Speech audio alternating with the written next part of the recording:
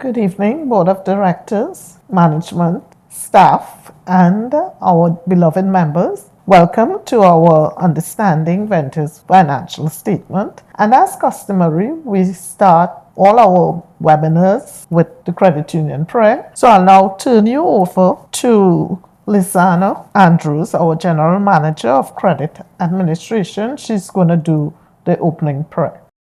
Lord, make me an instrument of thy peace. Where there is hatred, let me sow love. Where there is injury, pardon. Where there is doubt, faith. Where there is despair, hope. Where there is darkness, light. And where there is sadness, joy. O divine Master, grant that I may not so much seek to be consoled as to console, to be understood as to understand, to be loved as to love. For it is in giving that we receive, it is in pardoning that we are pardoned, and it is in dying that we are born to eternal life.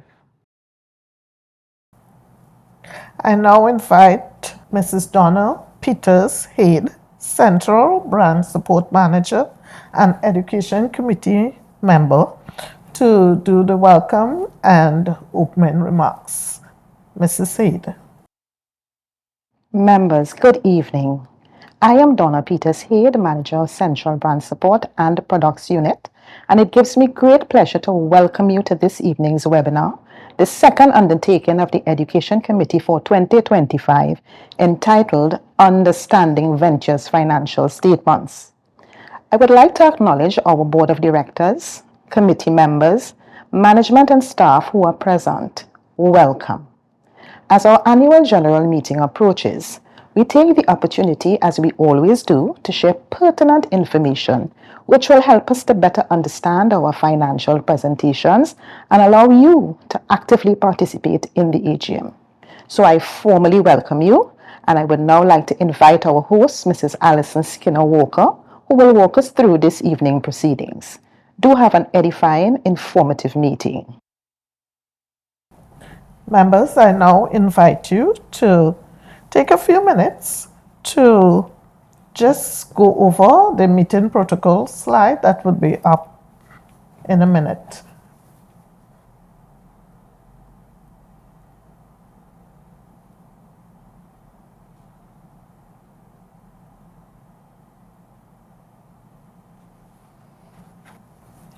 And we'd like to thank you for following our meeting protocols.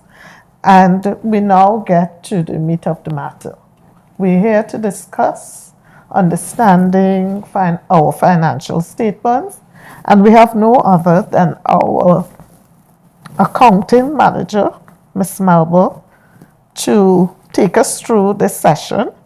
And I'm sure you'll be enlightened with our financial statements, so you'll be better able to understand when you come to our AGM what's happening. So I'll now turn you over to Melba. Thank you so much, Alison, for You're that welcome. warm greeting. Greetings, everyone. I'm terribly pleased to be here this evening to share with you our valued members, and I trust that everyone is rearing and ready to go. So let's begin. In keeping with our mission here at Venture to improve the economic and social well-being of its membership, our goal this evening, as Alison mentioned, is to provide you, our membership, with the wherewithal to understand the credit union's financial statements, right? As such, we will speak of financial statements generally, but we will be focusing on Venture's financial statements.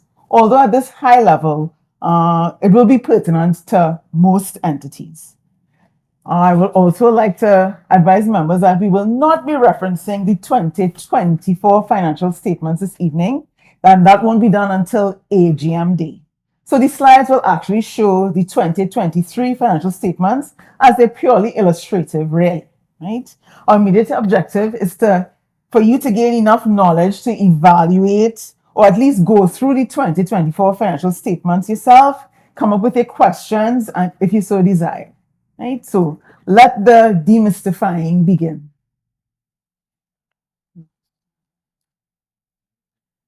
So this just gives us an idea of what we will cover this evening: background and introduction, what are financial statements, the independent auditor's report, the various financial statements, and such. So to give some context, the accounting on the whole is a pretty regulated field, and by extension, our financial statements are presented in a certain way that's according to certain rules and requirements, and really governed by something known as accounting standards. And if we refer to the slide, we will see where those accounting standards are issued by an international body known as the International Accounting Standards Board, and accounting standards known as the International Financial Reporting Standards, and even International Accounting Standards. Members may have heard the term IFRSs, so that's the short version of International Financial Reporting Standards. Right?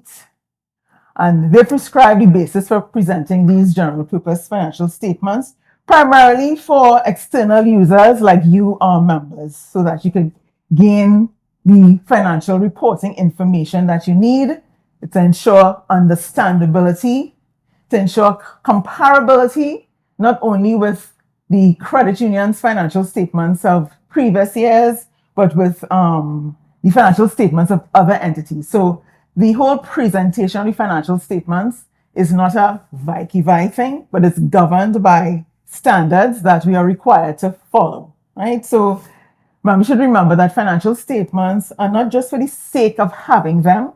Yes, we have a statutory requirement to publish, to produce them, but they must be useful to the users. And this evening, our users are you, our membership, right? Because financial information is important to all of us, and credit union members no less. So the standard setters, seek to optimize that usefulness. So what are financial statements? We begin with a definition. If we refer to the next slide, the definition straight out of the accounting standard that's quoted there. Financial statements are a structured representation of the financial position and financial performance of an entity. And when we get into the statements themselves, we will see more about what that actually means. The objective, as I was alluding to before, they provide information about the position, performance, the cash flows of the credit union. That's useful to a wide range of users, and users this evening are valued membership. It helps in making economic decisions about the entity. They also show the results of the management stewardship of the resources entrusted to it, because you, the membership, have entrusted the running of the credit union to us here at Venture, the board in the first instance, and to we, the management and staff of Venture Credit Union. So the financial statements present that performance, show those results, and assist the users in predicting the entity's future cash flows and their timing and certainty. So you can think of the financial statements possibly like a report card or a scorecard of the performance of the organization. The key user groups, board and management, as I mentioned, and will you, the membership, because we will be concerned about similar things.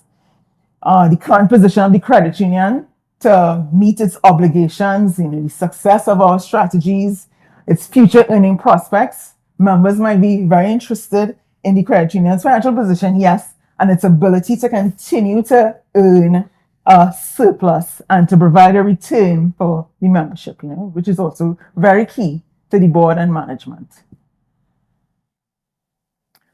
A complete set of financial statements includes these things: a statement of financial position, which members might know familiarly as a balance sheet, as at the end of the period or the reporting date. So here at Venture, the end of our period is the 31st December, because our financial year runs just like a calendar year from 1st January to the 31st of December. It also includes a statement of profit or loss and other comprehensive income, which also be named a statement of comprehensive income. And here at Venture, we call ours a statement of comprehensive income. Members may know this you may be more familiar with the term income statement. So we have balance sheet, we have income statement. A statement of changes in equity for the period, which we will get into.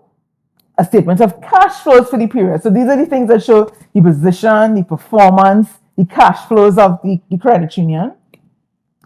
The set of financial statements also includes notes to the financial statements because, again, as mentioned, the standard setters seek to optimize the usefulness of the financial statements to users, the members. So the notes are explanatory and give more information about the numbers and other information presented in the financial statement. So that's what the notes are there for. And if we refer to the slide again, there's also comparative information. So we will see when we dive into the financial statements that it's not going to show the 2024 financial statements or the 2023 that we're going to be showing. Will not show just the 2023 numbers, but will also show the comparable numbers for the previous year. And that's generally what you will find, the comparative information of the prior year, both in the statements and in the notes, once it is relevant to the understanding of the statements, because that is a primary objective of the financial statements, right? And the different types of financial statements are not isolated from each other, but are closely related to each other, and we will also see that. So the general features, they present fairly the financial position and so on. So sometimes you might hear people casually saying, about accounting could be creative and accountants but there's no creativity here at Venture, certainly. And our financial statements present just the true and fair view. They also comply with those IFRSs. So the accounting standards set by that body that I mentioned earlier, our financial statements comply with the IFRSs, and it must comply in all aspects. You can't get a cherry pick. And we must comply in all aspects so that we can say that our statements are indeed IFRS compliant, which is a key thing. And we will come to that when we look at the independent auditor's report. It also assumes that the credit union is a going concern. And what do we mean by that? That there's no intention or threat of liquidation or no intention to cease trading or anything in the foreseeable future, right? The credit union will continue to meet its obligations when they fall due. It also uses the accrual basis of accounting. Some members might be familiar with that term, accrual basis, but that simply means it's an accounting concept that requires that transactions be recorded in the period in which they occur, regardless of the timing of the cash flows associated with those transactions. And I can give an example. So I said that our reporting date is December 31st, as the financial year runs from 1 January to December 31. Let's just say because of the billing cycle, we did not get our TNTech bill on time. So even though it might be due, we did not get it on time. So it isn't paid. So there are no cash flows associated with it. But of course, we are sure the credit union was open and running. So electricity was consumed. So this is where the accrual basis will come in. We will then accrue for those possibly 2 months, because we get the TNTech bill every 2 months, accrue for those 2 months of electricity by estimating based on possibly, the last 12 months, the previous month's expense, and those will be recorded in our financial statements until we get the bill, probably the following period, and can even be in the next financial year, right? So that is what accruals are about. Even once it is incurred, we record it, and we might pay it subsequently. Similarly, on the revenue side, a business will record its sale in its accounting records when the sale is actually made. So once the goods are transferred and the invoice is generated, even though the customer does not have to pay immediately, the revenue is booked and the sale is recorded. So that's called like accruing for revenue. So it works on both sides, right? In the credit union's case, the main source of revenue is interest on loans. Revenue is calculated based on the loan balance and the rate of interest. So revenue is recorded or recognized when received generally. That is when members' funds are received. However, if the reporting date arrives and we have not received members' funds, that could happen for a number of reasons, right? The credit union will still recognize the loan interest, that the credit union will accrue for that loan interest, but once the loans are not more than 90 days in arrears, in fact, we are required to do so according to those very accounting standards that I referenced earlier. Another general feature of the financial statements that they are presented at least annually.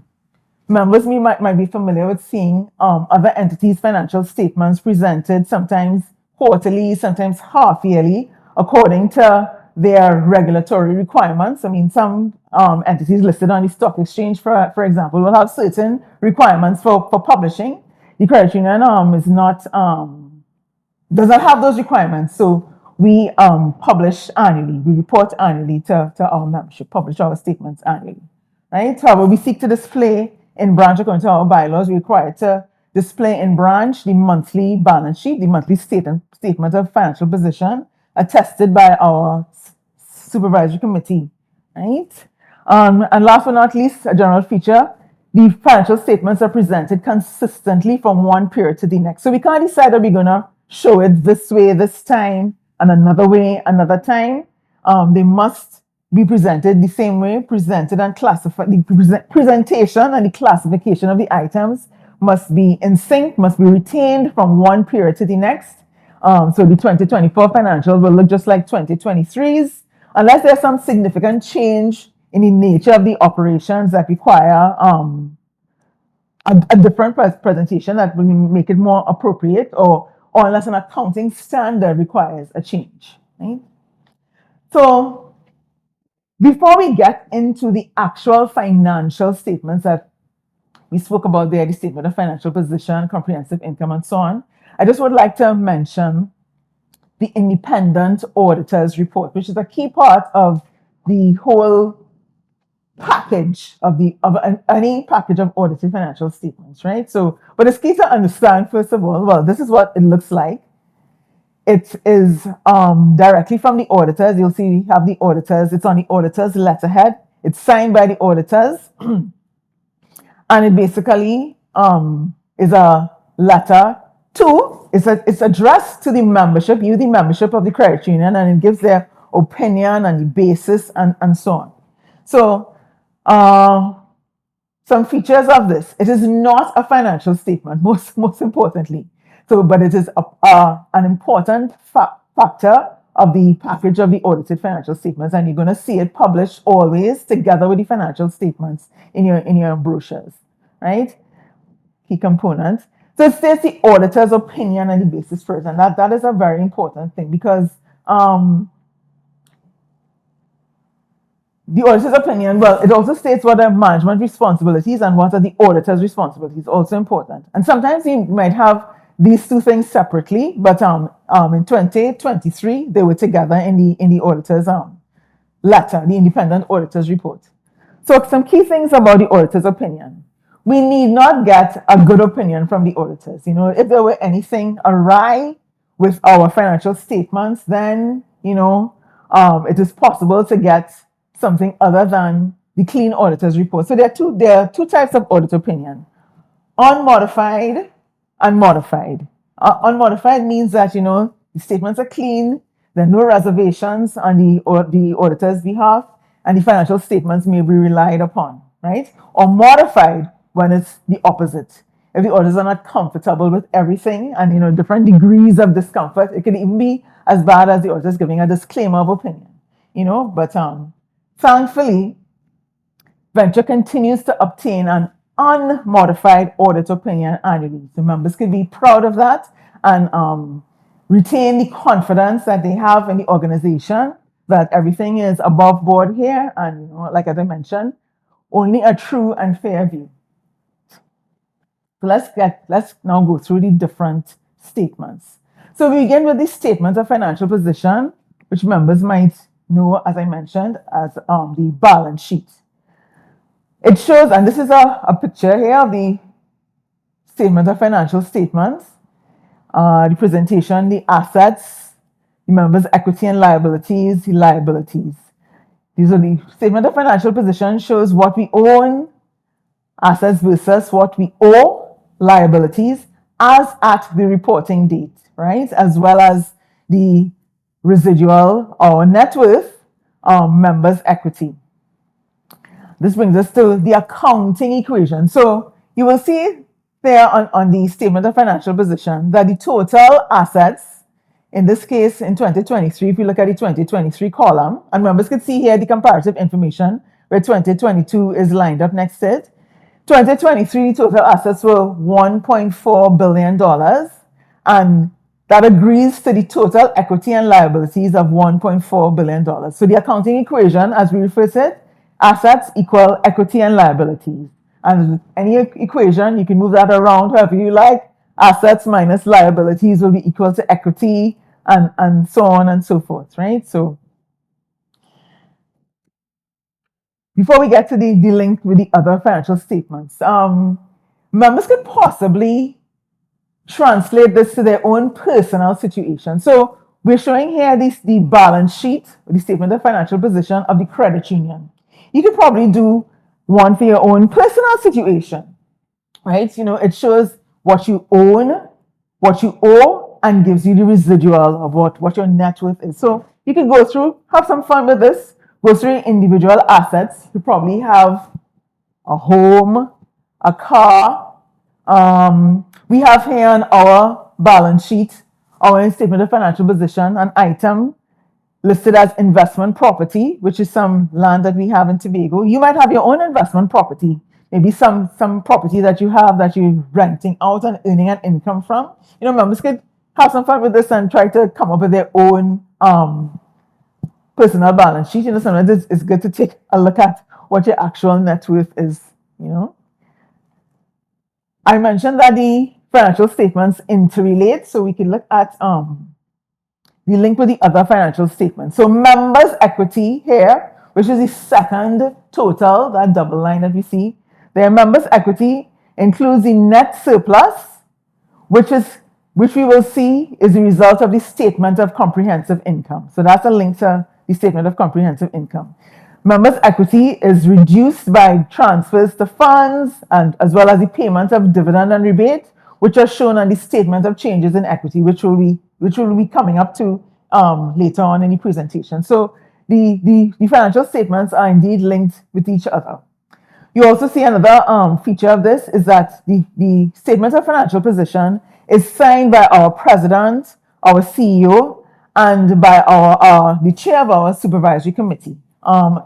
And that shows they are testing, by signing to this financial position, they are testing to the reliability of the statement of financial position. So, you know, we own the financial statements. And indeed, by according to our bylaw, as per bylaw 50F, the supervisory committee is responsible for attesting to it as well.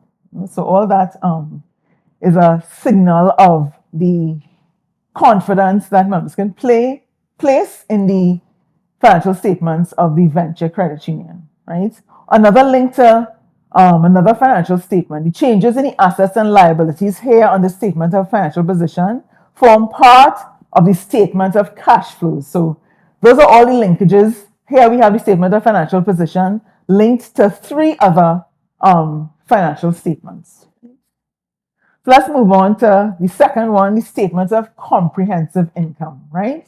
Which shows the financial performance. We said in the definition that the financial statements show a structured representation of financial position, financial performance. Statement of comprehensive income is about financial performance. So here it is, also known as the income statement. It shows what we earned, revenue, versus what we spent, expenditure, and inside of there you might have some accrued expenditure, during the accounting period to arrive at our net surplus. So, whereas the statement of financial position is as at a certain point in time, so I said as at December 31st, which is our reporting date, the statement of comprehensive income speaks about the performance during that financial year between 1 Jan and December 31 or 31st December to arrive at our net surplus, that number that we always so interested in, right? Again, before we get to the link with the other financial statements, members could also have some fun with this and compare with your own personal situation. You know, what is your revenue? We probably can list our expenditure, you know, like with our eyes closed, you know, but you can think of your revenue, maybe your salary, you know, maybe your rental income from if you have an investment property, you know, and so on. If you have an investment property that you're renting out, in my example, then your expenditure might be something like the expenses associated with maintaining that rental property. You know, so you can try to build your own statement of comprehensive income, you know, and that will give you a greater affinity for financial statements. Like I said, you know, we're seeking to demystify somewhat as far as possible in our brief time this evening, demystify the financial statements and see, you know, there's nothing to be afraid of, or think of something that you can't get comfy with. You very well can. You could try to, you know, do your own, you know. The link with the other financial statements. Let's see. So we have net surplus here as a result of the statement of comprehensive income we mentioned before. It's added to members' equity on the statement of financial position. And it's also the starting point of the statement of cash flows, you know, which is going to come up 2 statements down, right? So that's a link to 2 statements there, the statement of comprehensive income. Depreciation and other non-cash expenditure.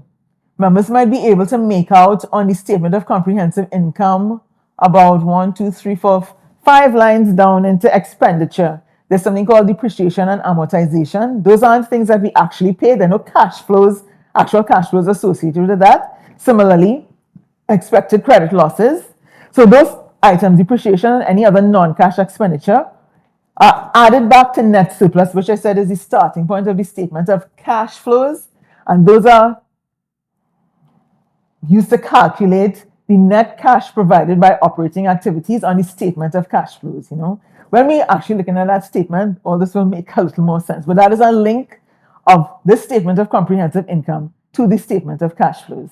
Again, net surplus is also shown on the statement of changes in equity, which is the next statement we're going to look at, split between reserves and undivided earnings. So again, the linkages between the statements, you know, they're not, none of them is a standalone, but they're all related to each other in different ways. Moving along, so members, just remember to put your questions in the chat box so that we could address them when we get to that segment of this evening's presentation. Our next statement is the statement of changes in members' equity. We mentioned more than once. So here's what it looks like. I mentioned earlier, the total members' equity is split between the reserve fund and undivided earnings. It's a reconciliation between the carrying amount or the closing balance at the beginning of the previous year and takes us through the activity of the current year to come up with the closing balance at the closing equity for the reporting period, right? And it's split between reserves and undivided earnings. Reserves are what we're required to retain as an entity. We statutorily required to retain those.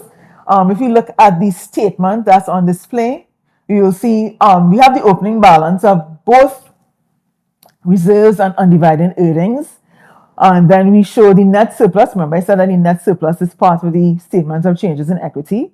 But then we are required to transfer 10%. Every year, the Act requires that we transfer 10% of our surplus for the year to reserves, and we're not allowed to touch that unless we have special permission from the commissioner and only for special purposes as well. So that is transferred there. And the rest we could retain, and that is where we would pay rebates and any payouts to the membership, rebates and dividend more likely. If we had any transfers to any funds, we don't have any on this. We didn't have any for these 2 years, but it would have been shown here as well. So also, if there were any retrospective application or restatement, sometimes that might be required. And by that simply means if there were any adjustment that we had to apply to a prior year. There was a year, I think it was 2018, when the IFRS 9, I'm sure members might be familiar with that IFRS 9, which was the year where the expected credit losses requirement, the accounting standard required that we change the way that we provision for loan losses. And we at Venture, we had a retrospective application of that where we recognized some of the requirements in the previous year and some in the current year, and that was shown on this statement of changes in Mechlon's equity, right? So the link here we would have gone through before, net surplus from the statement of comprehensive income shown here on this statement split between reserves and undivided. And it's also, we saw it on the statement of financial position, right? And sometimes transfers of funds, payment of dividend rebates, right? So again, the linkage. Our next statement will be the statement of cash flows. And this is where we try to strip away the accruals that I mentioned that you'll see evident in the statement of comprehensive income and so on. So this is what it looks like. And just like the name says, the statement of cash flows, it details the inflows and the outflows of cash during a specified time period. And this time period here is the year, our financial year, from 1st of January to the 31st of December. So far, we've seen that the statement of financial position or the balance sheet is the only one that is as at a point in time, and indeed, I mean, the financial position, it could only be somewhere at a point in time. Whereas the other statements refer to the reporting period, the financial year. In our case, the 1st of January to the 31st of December. So again, and the time periods here, of course, will all coincide. So I'm saying here that the time period that this statement of cash flows depicts is the same time period that the statement of comprehensive income will depict, right? So it basically highlights the major activities that have provided cash during the period and shows the resulting effect on the overall cash balance. So if we look at the statement that's depicted here, we see that, as I mentioned, it opens with the net surplus for the year. I also mentioned that the changes in the assets and liabilities, look, it's there, it's headed working capital changes. I mentioned that the non-cash depreciation and the other non-cash expenditure, we could go back to that view where the display is, is larger. The non-cash movement is taken away from the surplus to arrive at the net cash provided by operating activities. I also want to draw members' attention to the last line of the statement where it says cash and cash equivalents at the end of the year. I mean, that is another linkage to another statement.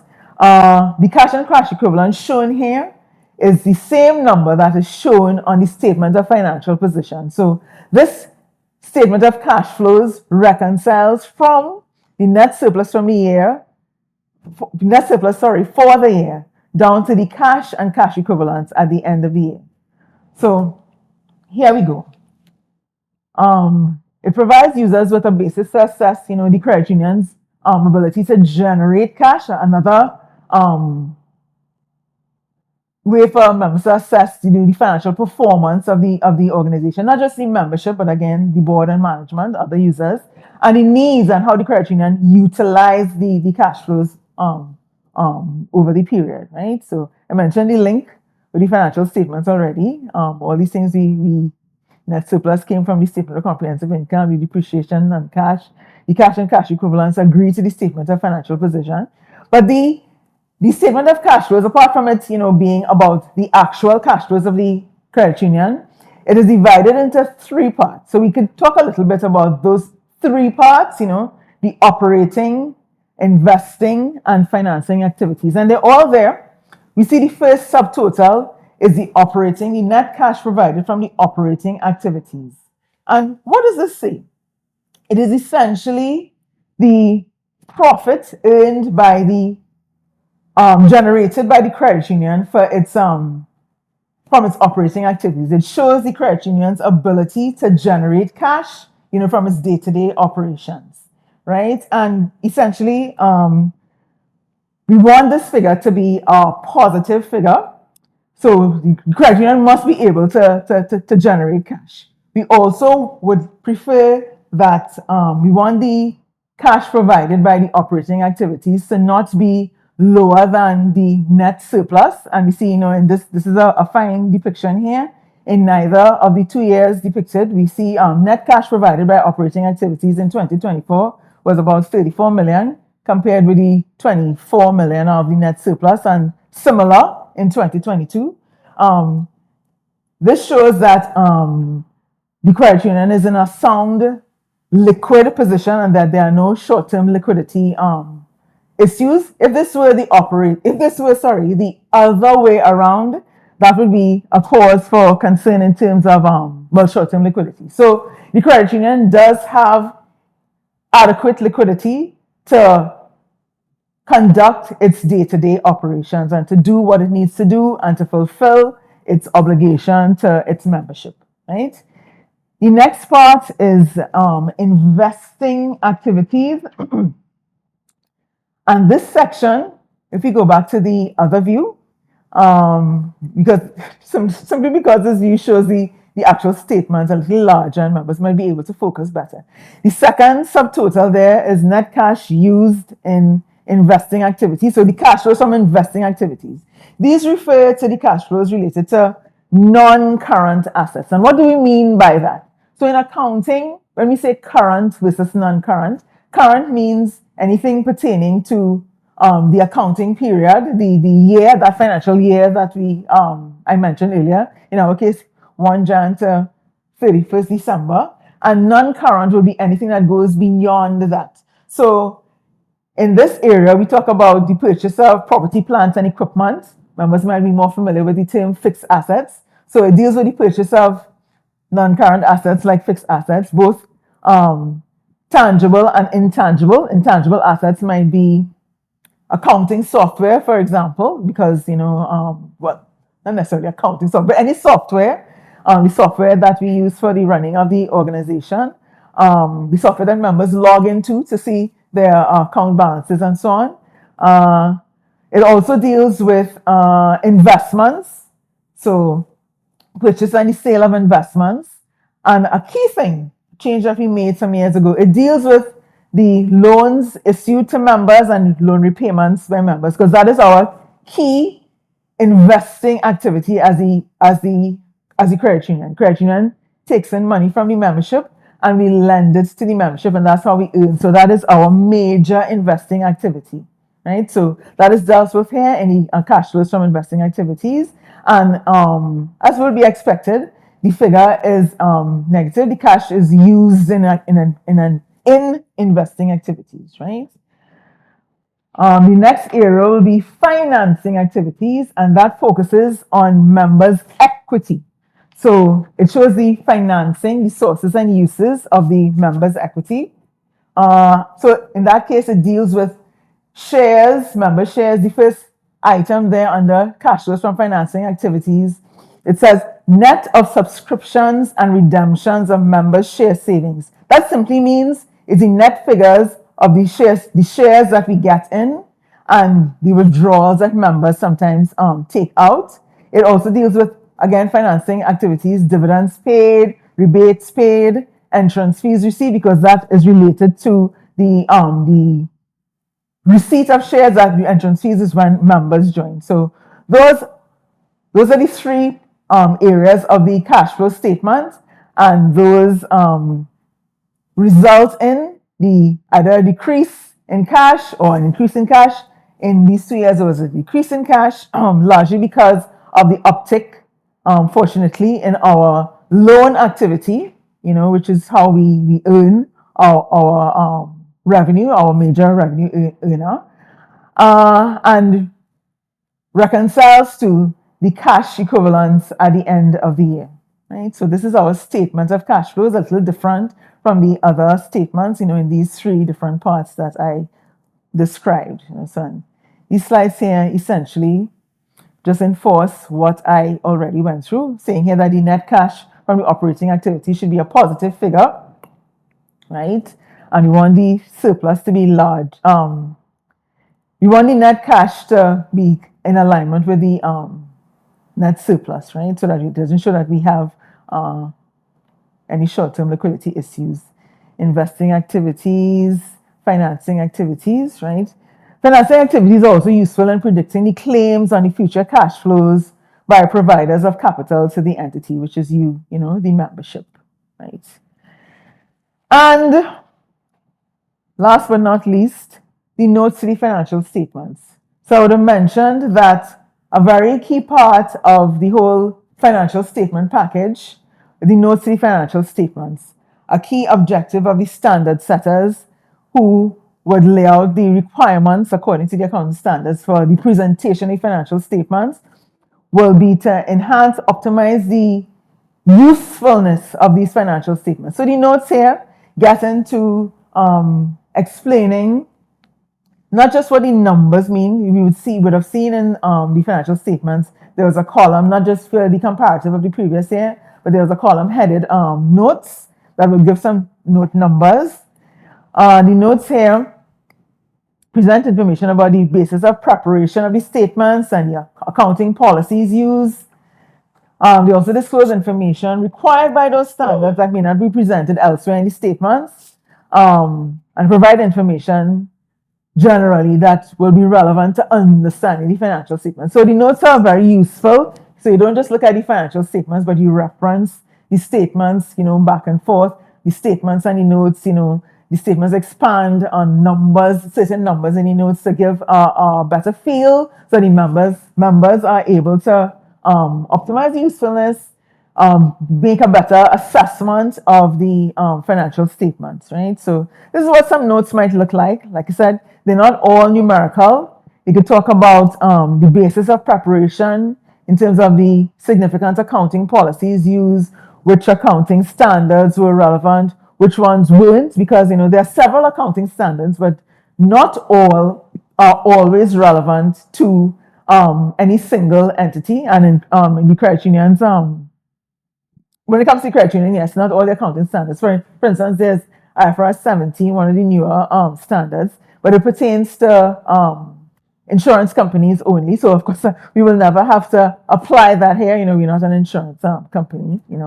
Our being a reseller of an insurance product does not so make us. So, for instance, we're not going to see that standard pertaining to us. It also says, when standards that may be upcoming and the effective date of those standards.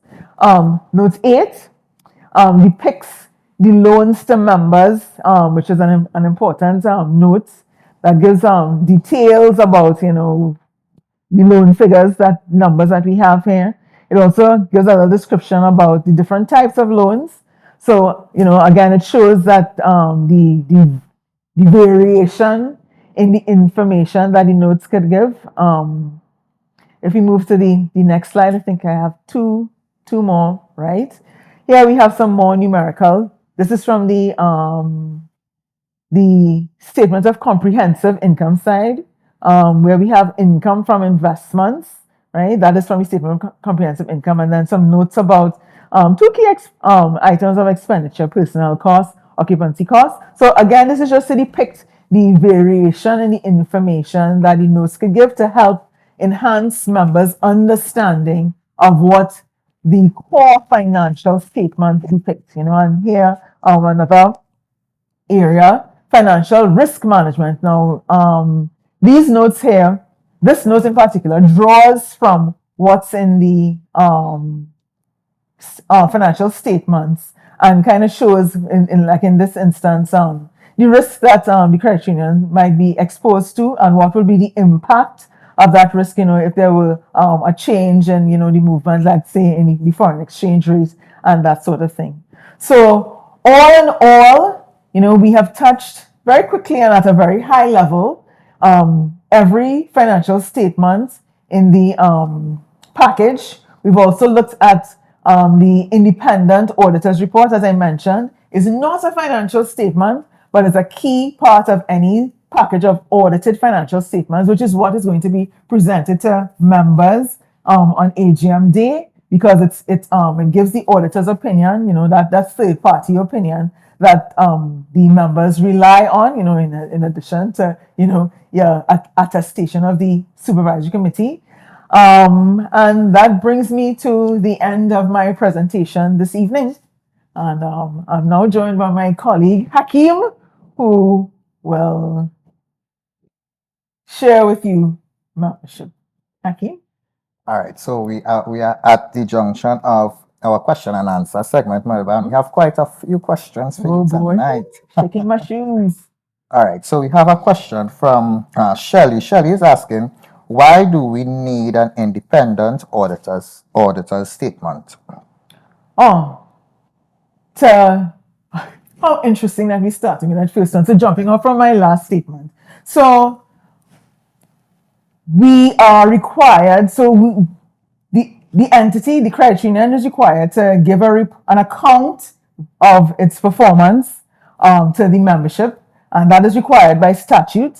And we are permitted to have an auditor other than that is approved by the commissioner to do it, to give that report of the entity. So the entity cannot do it itself. We himself cannot report on himself. So we get an independent auditor to audit our financial statements to say, yes, this does give a true and fair view of the performance and the position of the entity. And so that members essentially, in a sentence, can rely on the financial statements of the credit union. This independent auditor who, is certified to do and is also governed by their own set of standards for their performance. Checks and balances. And she also it answers as well her follow-up question, especially when everything balances on your end. Why do we need it? So I guess that you would have just answered that. Yes. So that the members can feel comfortable to know that it's not that just we audited our books, but it's also, it has been audited and balanced by independent auditors. External party. Correct. All right. So, Deborah is asking an interesting question. How can a member calculate their total dividend payment when the dividend is approved? So Deborah, I thought this was about understanding financial statements. Jumping ahead, Deborah. I'll say that we could share, I'm not going to go into it now, but we could share that computation. It's been shared before, actually, because we get this question from members around dividend time all the time, and but just very quickly to say that it's not what some members feel that, it's based on the balance just at the end of the year. It's based on, it's prorated throughout the year. So don't think you can come and dump shares in the month of December or on December 31st and you're going to get, dividend on that. No. It's going to be prorated based on your balance from 1st January, come all the way down to December 31st, and it's going to be applied accordingly. But we could share the computation with the membership. All right. Shelley is asking as well, where are dividends paid from and what determines the percentage of dividends to be paid? Dividends are paid out of retained earnings, right? So if you remember on the statement of changes in members' equity, we had a column for reserve, which we can't touch, that we must statutorily put towards every single year, whether we make 0 or 100 million. A column for reserve funds and a column for retained earnings. So dividend is paid out of those. Undivided earnings is really the term that's there. Dividend is paid out of that because that is the balance that we could distribute from. So, we saw in that column those payments. What determines the dividend rate? Well, the board of directors, in their good judgment, to whom the membership has entrusted the stewardship of the credit union. I mean literally entrusted, because the membership votes for the board of directors at the AGM, right?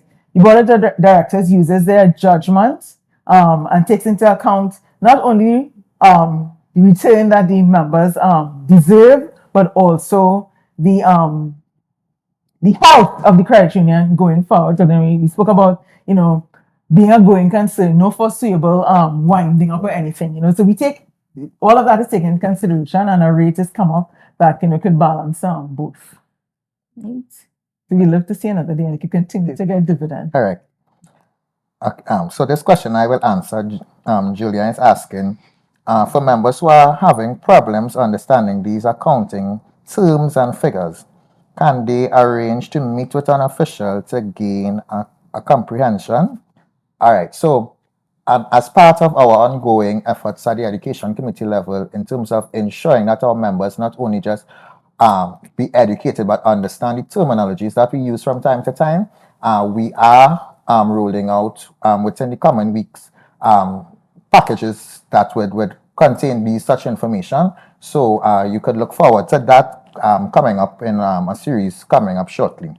Hakeem, I just allow me just very quickly. I just want to go back a little bit to what Deborah's question about what the terms of dividend. I just want to also quickly say that a big part too, we balance those things that I mentioned, but a big part of dividend is the surplus of the year, right? That surplus is a key figure because we saw that is a big part of the members' equity, those undivided earnings. And I want to remind members that lots of times members hold the key to that dividend in their hands because we earn surplus by selling loans. I mentioned that loans are chief product here. Our main item of revenue is interest on loans. We earn interest on loans from selling loans. Members need to borrow. Members need to get their friends and family to borrow so we could sell more loans, so we could earn more surplus, so we could probably have a higher dividend. Right? Okay, and Nicole is asking, she says, good evening. Please differentiate between surplus and profit. So that speaks to essentially, Nicole. Mm-hmm. Right. It's the same thing. It's just that venture, the type of organization, credit unions are not profit organizations. Essentially, yes, we have to earn a surplus, but in organizations of our type, as opposed to a company, that number is referred to as surplus. Okay. All right. So we'll just take about 2-3 more questions. In the meantime, Melba, I mean, we've touched on a lot of information today. I mean, I just want to thank you for taking the time off to present us today. As well as I would like to also encourage our members to the importance of borrowing and the importance of not just being a member of the credit union for dividend, but also to be able to reap more dividend. You have to actively borrow and encourage your friends and family to not just be a member, but to borrow from us. Yeah? So we just take about, if there's no more questions for us tonight, at this point in time, I would like to share our feedback screen with you.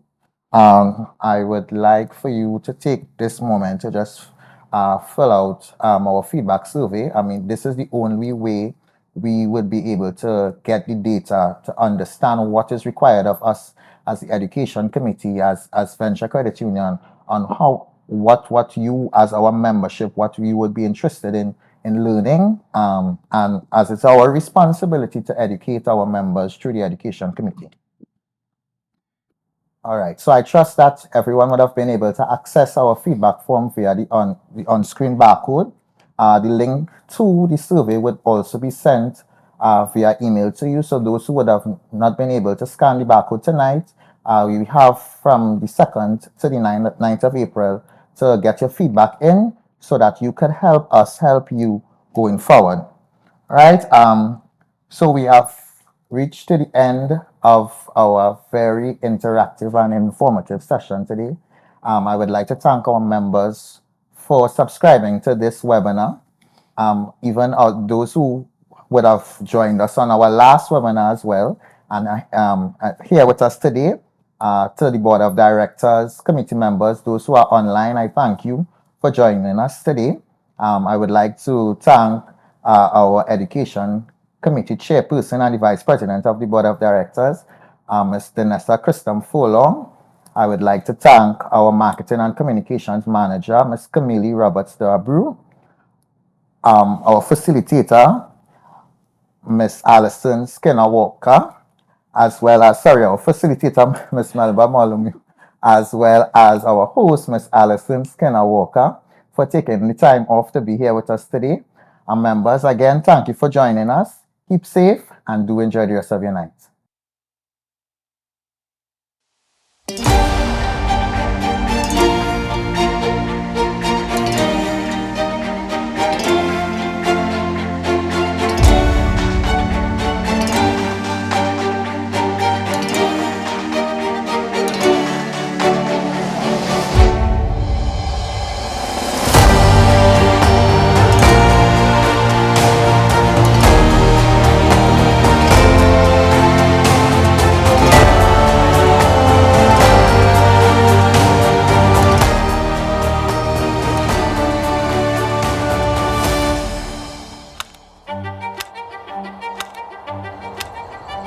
Mysterious pneumonia outbreak in Wuhan, China. A new type of coronavirus. The number of affected countries has tripled. The World Health Organization has just declared that this is a pandemic.